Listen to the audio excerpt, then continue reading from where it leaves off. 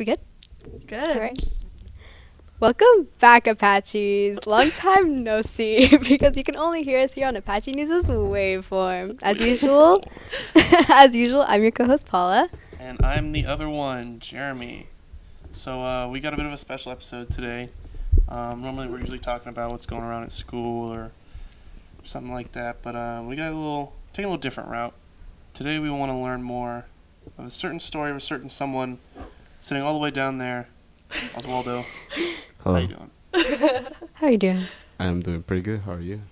Fantastic. Also, we have our amazing story reporter Eva here. She's been doing a bunch of coverage on Oz's story, but more importantly, the country story.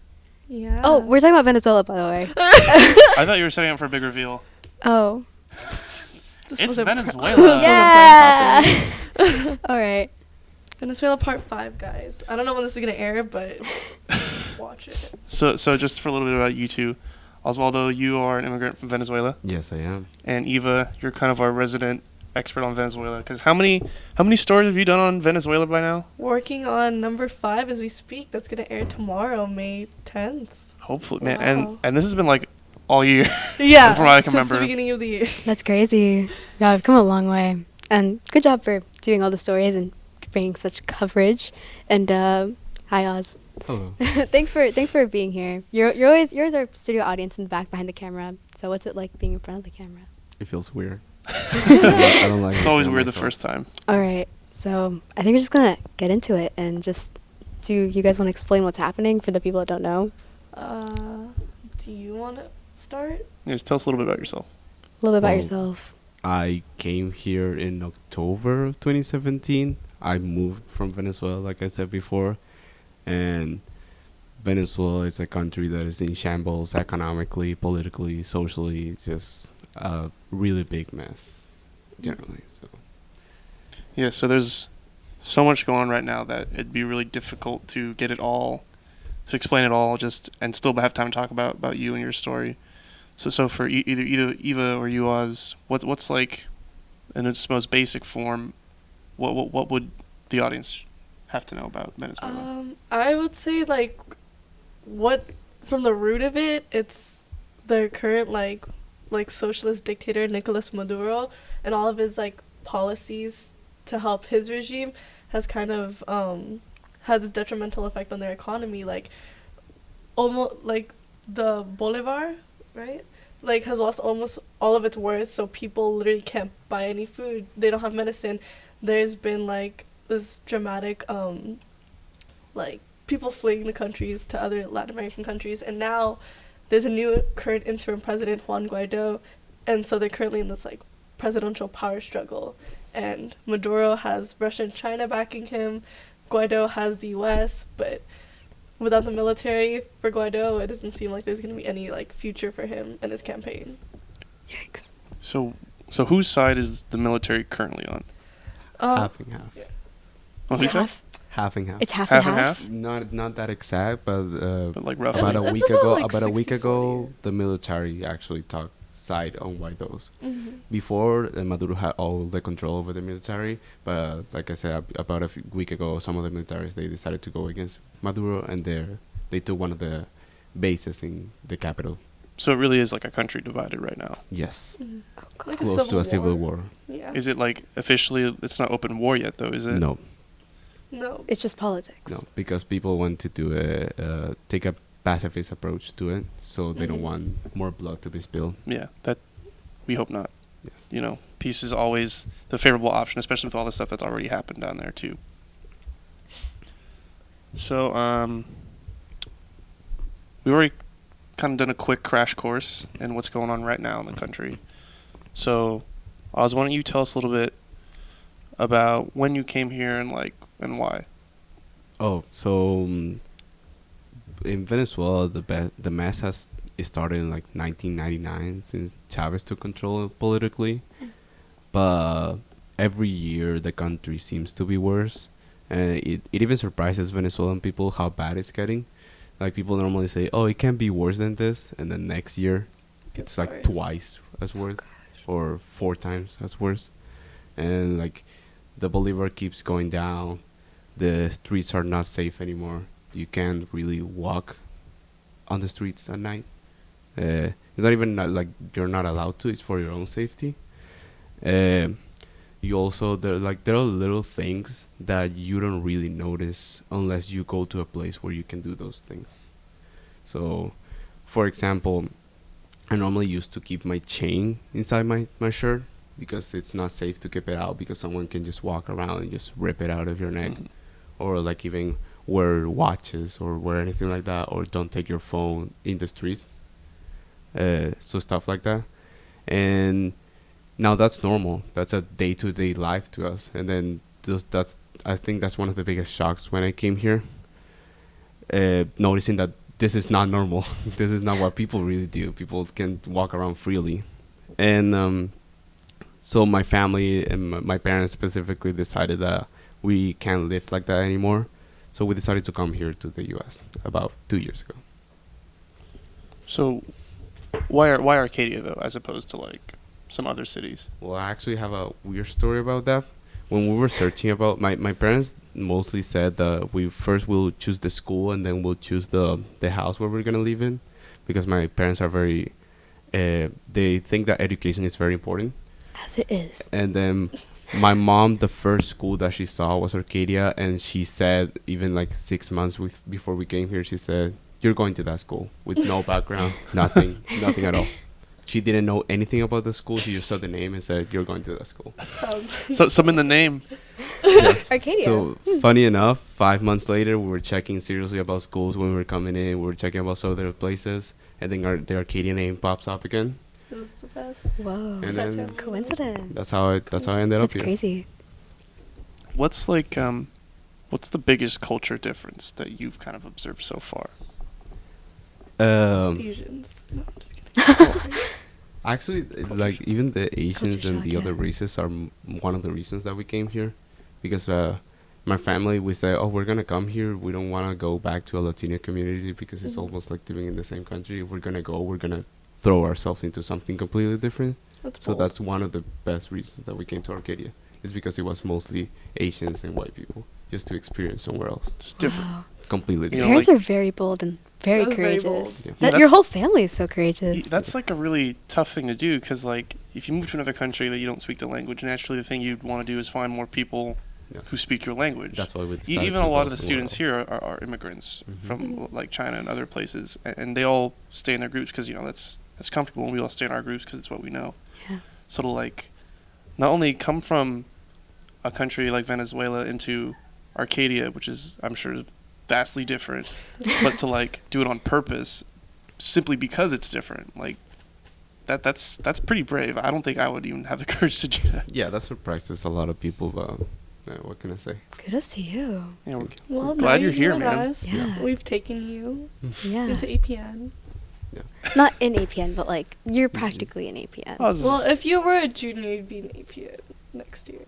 just flunk senior year, dude. Yeah. Do it. Be, do in, it. be officially in next year.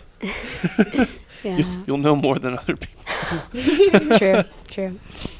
Oh my gosh. Yeah. That's crazy. Like all those like when you first came here, like besides the culture shock and all that, did you have any problems like with learning the language or like anything in particular? Well, me specifically, I didn't, because I studied English in Venezuela in my school, and I was actually pretty good at it within my year. And like even spellings, like I won the national spelling championship Oh, 2 years in a row. wow. Actually, the National Spelling Yes. Championship. National I didn't Spelling win it 3 years Championships? because I Oh. didn't go again. We're sitting next to a champion right here. Wow. Damn. Wow. Well, looks like we have to So- do the spelling bee now. No, not now. We'll save it. Probably not holding one right now. was. Yeah, I'm yeah. not gonna lie. Yeah, but I was really so I was ready to come to the U.S., especially California, because my sister was already here. My older sister, she came 2 years before us. Did she go for like college or something? Yes, she came for a training program. Oh, okay. She's What a was she personal training to do? trainer, right? Personal trainer. Oh. Ooh. I remember when you first came here and you would hang out with forgot his name, Yeah. but yeah, and I would just be like, we would have like Michaela, if you Yeah. remember her. Oh, with Aramis. Yeah. Shout out to I Aramis. had English with Aramis. So Aramis is out there. Hi, Shout out Aramis. to him. I would always be Hi. like, oh, that's our Venezuelan friend. So I have a question for you guys. Yes. a lot of the world has like their own opinion about Venezuela and like what they see on the news and things like that. But for you, as someone who grew up there, especially as a youth, what is like a common outlook you experienced as Venezuelan youth about the country and where it's going? So most of the news portray the idea of the politics being really bad, which I still agree that the politics are really bad. The whole, I don't even think it's a dictatorship. It's more like a country kidnapped by a really large group of people. It's not only Maduro that Like a is in loud power. minority, kind of. It's a really large group of people that are keeping the country within the government. Like it's not only Maduro, it's also the vice president, it's also the assembly, things like that, that take over control over what everything that's happening, right? But also there's a problem socially, and that's something that I feel like is kind of weird to fix, because a government, you can just overthrow it or you can take over, but how do you change the mindset of a full society? And I think that's not blaming the government, but the government surely helps, but it's gonna take a long time to change the Venezuelan mindset or what is right or what is wrong. Yeah, because it's like it's easy to say it's the government's fault, but like it's hard to look at yourself and be like, am I part of the problem? Yes. Is how I think Yes. affecting things in the country. Yeah. Do you think Because it's been getting better or worse worse since you every day, left? every second? I also have many stories. Like I've told a story before about the guy that took advantage of the express kidnapping that goes on in Venezuela. So in Venezuela, there's this theory that people just people kidnap you, and then 2 days after they just ask for money, and then they release you. That's a very common thing.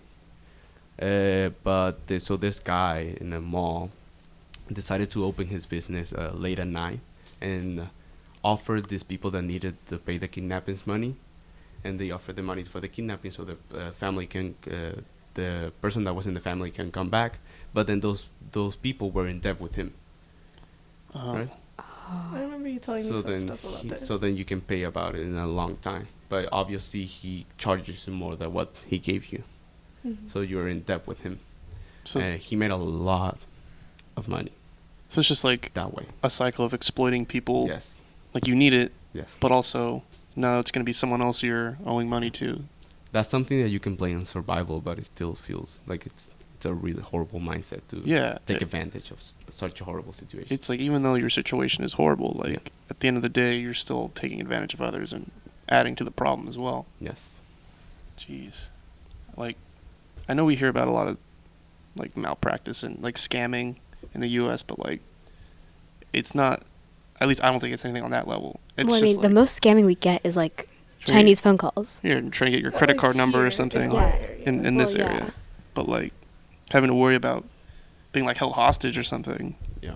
That's Is that like where you lived? Was that like a common thing? Like, did you know anyone who was held for money or anything? Yes, I have known people that have been hostage, or that their cousins were hostage, or even like I have a cousin that he's been robbed 18 times in a year. In a year. in a year. 18 times. What did they take? There's Like, not just even take his money 18 and They months take in a everything year. that you have. Everything that That's you have more than on. once a month.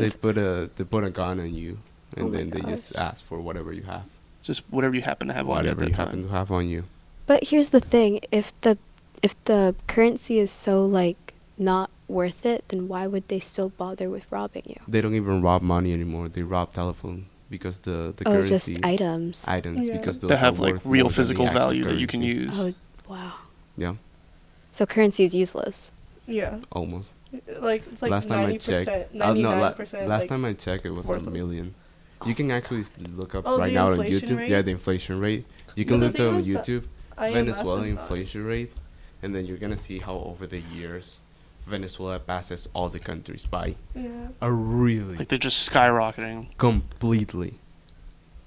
So It's a lot like for you history buffs out there. It's like when Germany they forced them to pay for the Yeah. war. Yeah. We'll just have barrelfuls of money Yes. worth nothing. yeah, burn 'em for some fuel. people really compare it to Nazi Germany, Or like pre-Nazi Germany. but Right when it before. comes to the economic side, not even to the political. Like when it comes to economically how people used to live, they It's all kind like of that. compare it to Just That's like money. the closest thing, but it's not really the same. Money that's worthless for buying things, but like Yes. you want to like use it to start your fire, Yes, go for it. It's more useful as that. yes.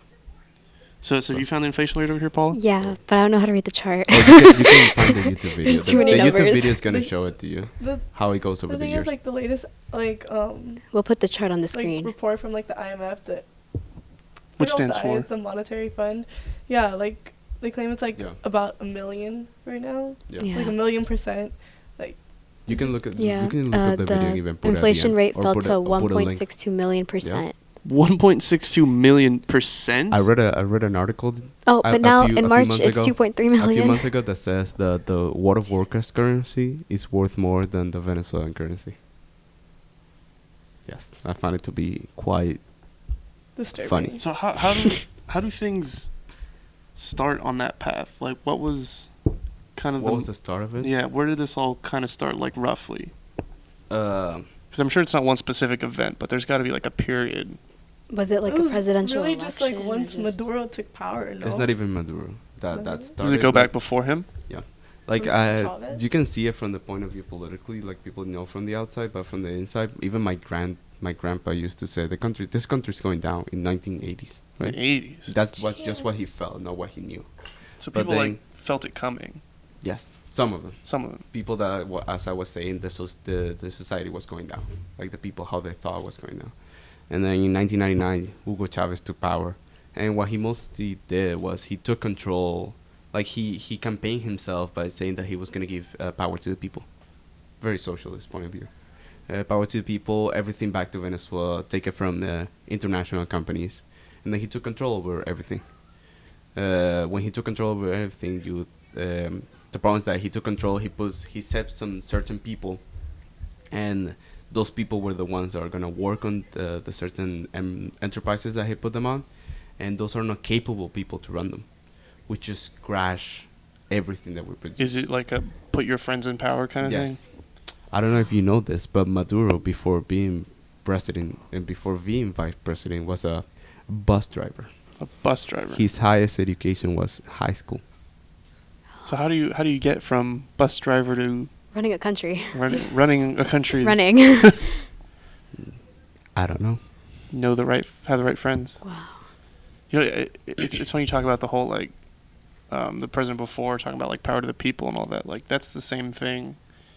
All these guys who want to seize power have been saying for hundreds of years. You know, put the power back in the people's hands.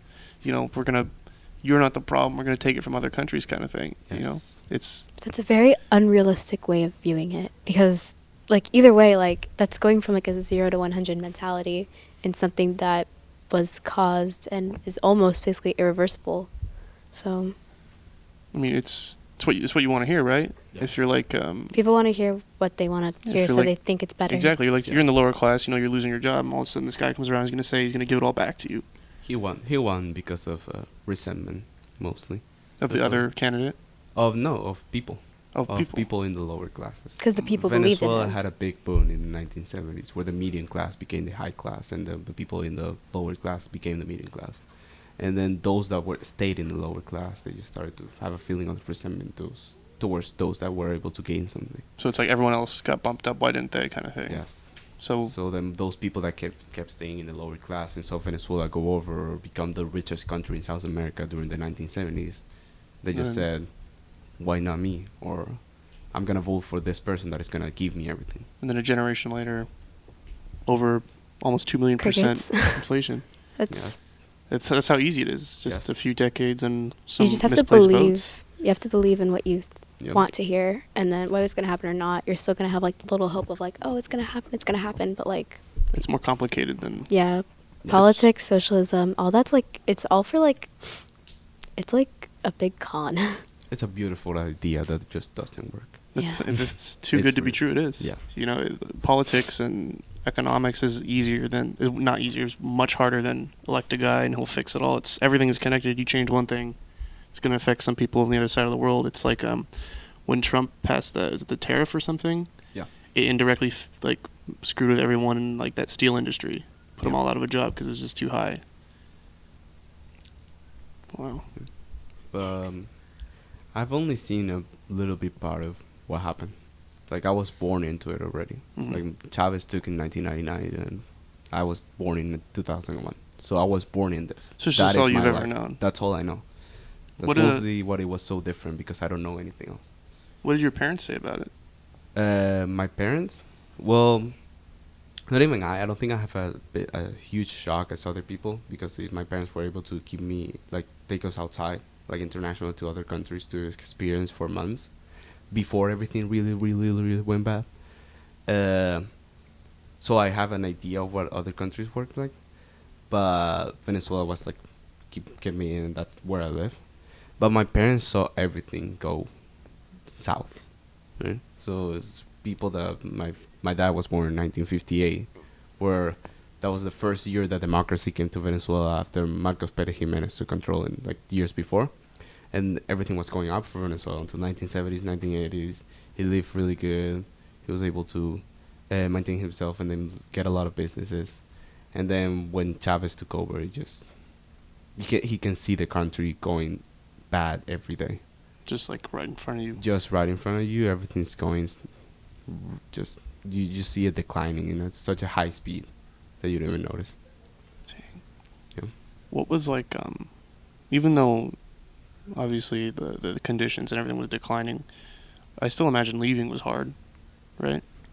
Yes. I don't want to say like I know it was hard, and I put myself, and I always tell the story not to people to feel bad for me, but also to encourage other people that they're able to do it like I did. But I'm really impressed on what my parents did, not even me, because there was not much that I could sacrifice. I don't have much. I'm still a minor, so there was not much that I left other than the people, my friends, how I used to live. You didn't. Your life was part of your parents' life. Yes. Yeah. But I was even my life over there. I was almost in jail. I went from my home. I went to school. I went to home. I went to school because you just couldn't go anywhere else because it's not safe. But my parents, they decided to come here, and both their titles are not able. They don't allow them to work here, right?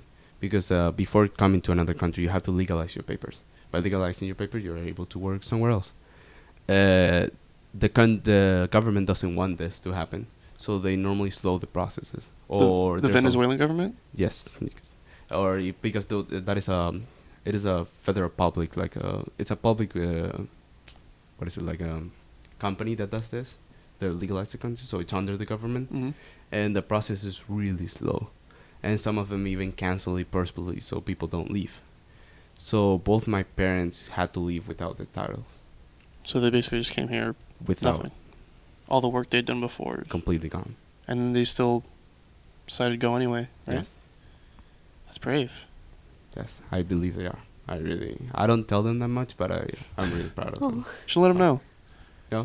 That's a tough decision. Shout out to my dad, named exactly like me, Oswaldo Romero. It's very to my vocal mom. when he does Shout out to interviews. Father He always has Oswaldo. so Thank much you, to yeah. say. Also, thank your father for driving me home that one night. Well, Eva, you have a lot of personal experiences, which are very touching and interesting and just, wow. But yeah, Eva, you're doing the coverage here at APN. Oh, Last it's a question. bell. Yeah. Last question. So you're doing the coverage here at APN. Do you have any, new, reports or anything that you, know about the country? Not necessarily new besides what's already in the news. I try to check on with Oswaldo and all his sources back in Venezuela, but at the moment it's just well, I mean, right now Venezuela has their new hero Juan Guaido, who's But supposed there's to people that don't like him. yeah, also. there's always gonna be people who don't like him, but Yeah. he's right now Venezuela's best bet That's to his only option. get out yeah. from Maduro's regime. But because without all the lack of military power, because in South American history, whoever has the military is who's gonna win. Mm-hmm. That's how you win the people. That's how you win the country. The U.S. is just they're claiming we fully back Guaido. All options are on the table, implicitly including military action. But as of right now, there's been no noticeable U.S. mobilization. Other Latin American countries that have tried to support Guaido, Brazil, Colombia, also want to back out. And it's just at this point, it's really just a weighing scale between whoever gets the more manpower. Not even the people's faith in them or the people's votes or whatever. It's whoever has the manpower to win the country is gonna get it. And right now, Like that's just that like power struggle Mm-hmm. for people, or like in order to win. Yeah. Yeah. Yeah, So- there's no more democracy anymore. The last Mhm. 2 elections were rigged. Yeah. And the last 2 were rigged, and the closest one was like In people January. were so aware that it was gonna be rigged that they didn't even vote. Oh, God. And then the country filled themselves with votes so they could Yeah. win because people didn't vote. So it has to be won in a different way. It's just not And it going to also work. has been proven. There's people that when you check the votes, there's same names twice. Yeah, like Are they voting for like two different That's- people too? no, They didn't even bother like trying No. to cover it up. no, Wow. At a certain point, just yeah. Just give Why up. bother? It's just power. It's just all right. So I think it's time we start wrapping it up. I wish we had more time because too. I know you have so many other stories that I've heard. But for now, we must call it a day. Yeah. So Oz and Eva, thank you for coming on today and telling us Thank about you. what is definitely a tough topic, but I think one we should definitely be talking about. It's very important that we at least learn from what Venezuela is going through, Yeah. and help where we can. Yeah. Watch the stories. Yes, make sure you Watch tune all in. the parts. All the parts will be linked in the description From down part below. one. You can follow them on social media right here. You can follow us on social media right here. Is it gonna be Yeah. there? Yeah, Right we'll be now? there. yeah. Yeah. And make sure you